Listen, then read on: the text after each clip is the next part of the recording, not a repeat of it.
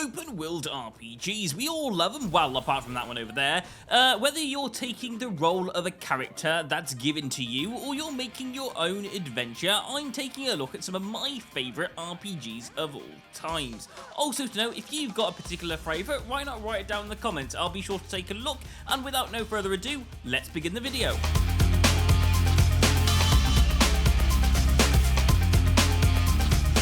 Starting off with Far Cry 6, the game will have you exploring Yara, from ziplining and wall jumping your way throughout this game all the way to gun shooting and horse riding. In the middle of a revolution with a bad guy called Anton Costello, you're likely to have some fun running around, and if you're like me, you'll end up running around this island just to experience what this game has to offer. It may come in at number 10 on my list, but that does not mean it's a bad game. It's actually really good fun, and we'll move on to the next one.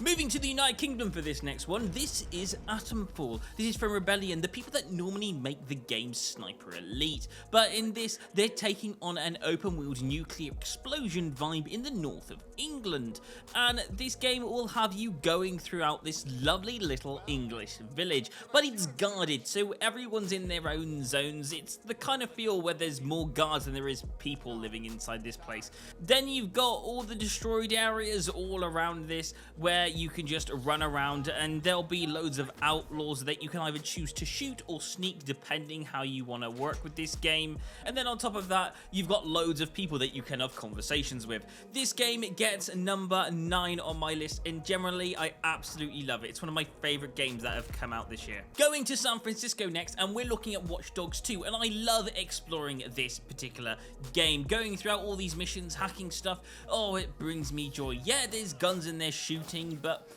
you're not really doing that. That's not the reason you're playing this game. You're playing it for the tech, and I absolutely love this. Also, the main team that you hang out with on this game, you just have banter with all the time, so it's just really good fun. And also, on top of that, Watch Dogs is really good at the driving. One thing I hate about a lot of driving games is when you have a way marker in like a sat-nav looking thing, and you have to look at the sat-nav to find out where you're going. This game doesn't do that. The way marker is literally on the roads. I think that's genius. It just has me looking at the road so I can actually take in what this city looks like. It just makes it more enjoyable to drive around. Overall, this game is awesome, and it gets number 8 on my list. Heading away from tech and going into 1945, we're heading to Empire Bay for this next one, and this is Mafia 2, the greatest of all the Mafias, at least in my books, at least, oh well, until the next game comes out. Old country. You play as Vito Scaletta, someone who's dealing with earning money to help out his family pay back a loan, and in doing so, everything goes a bit off course, and this expands into Vito joining a mafia, at least somewhere along the line. Again, this has got loads of missions to take up your time. You'll be exploring all around the map. You'll be driving, you'll be shooting, you'll be doing some stealth-based missions, plus loads more. This game in ranking gets 7th place on my list, and I absolutely love it. Let's move on to the next one. Next is one of my favourite fantasies. It's The Witcher 3. You play as Geralt of Rivia, a witcher and monster slayer. And in this game, you are set out to go and find Ciri, something that I won't fully go into. Let's just say she's your adopted daughter. So it's kind of like a quest and discovery type thing that you'll be going on in this game. Also, you will have 2 swords. One will be for slaying monsters, and the other will be for slaying people, or just people that get in your way, or maybe it's you want to fight them, but you'll have a sword for both. You also have a few powers that you can use. There's nothing major, but there's enough to help you get through particular battles. And also, the world is just stunning to look at, which is why it gets 6th place on my list. Now for a more simple game to talk about. This is Oblivion. You live in the land of Cyrodiil, and the Emperor has just died, and some cult have opened the jaws of Oblivion to let Marinus Dagon roam free. But before this happens, preparations have to be taken place. The only thing that can stop this is a new emperor has to stand in his place. Not just anyone, but Martin Septim, the emperor's son. Your quest is to find Martin and make him become emperor. That's all I'm going to say for this game, but the game is just beautiful, wonderful, and just magnificent. It's one of my favourite games of all times, and that's why it gets 5th place on my list. Moving to Bohemia next, as we take on the role of Henry of Scalet. Brought up from nothing, you have to learn to fight to take on the world ahead of you. One of the most unique things about this game is the combat. Henry is weak, absolutely weak, and you have to learn to fight if you want to survive in this damn place. And as you progress, combat does become easier, but you still have to focus because Henry can get overrun and die very easily. So you have to really pay attention as you play through this game. It makes it feel very real because you're not going to be taking on 50 armed guards all at once as you might do in other games. This game, if you take on more than 3 guards, you could very easily die. Overall, generally, I just love walking around in this game because outside of the combat, there is towns and villages. There are also really lovely sights to look at. It's just a beautiful game, which is why it gets 4th place on my list. Next, we have Hogwarts Legacy, bringing the Hogwarts castle to life. Oh, yes, and all the magic that goes along with it.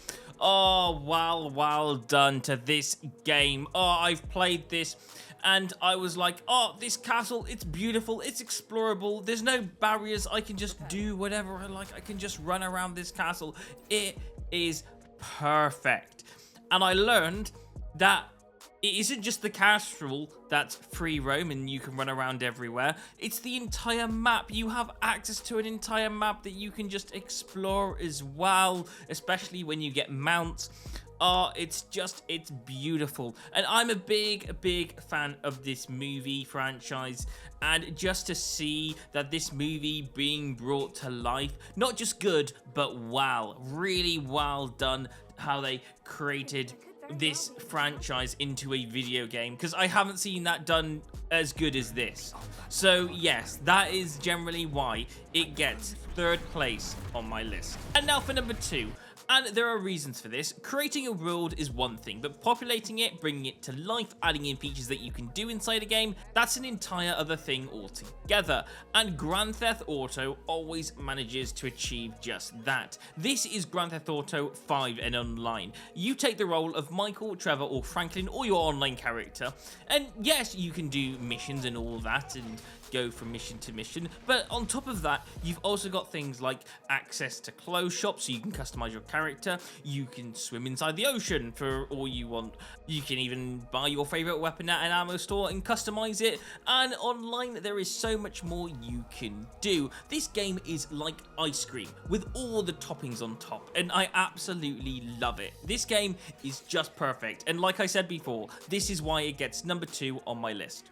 And when it comes to things you can do, at the top we have Fallout 3, one of my favorite games. It creates a world and it brings it to life. It adds loads of things you can do. It gives you a pretty decent story, and you can get lost along this story all the way through to the end because there is loads of side quests you can do along the way. And on top of that, there will be places that you recognize, there'll be places that you completely don't recognize, and in those places that you don't recognize, there'll be loads of interesting things in those places. There's guns, there's monsters, there's places that are destroyed, so every safe place like Megaton feels like a safe haven from the outside world. And on top of everything, Liam Neeson is your dad.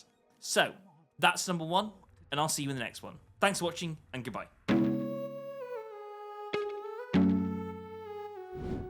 Hey, thank you so much for watching, and I really hope you enjoyed the video. If you did enjoy the video, then please don't forget to consider to like and subscribe to the channel. Thank you so much for watching, and I will see you on another Jump Inside video. Goodbye.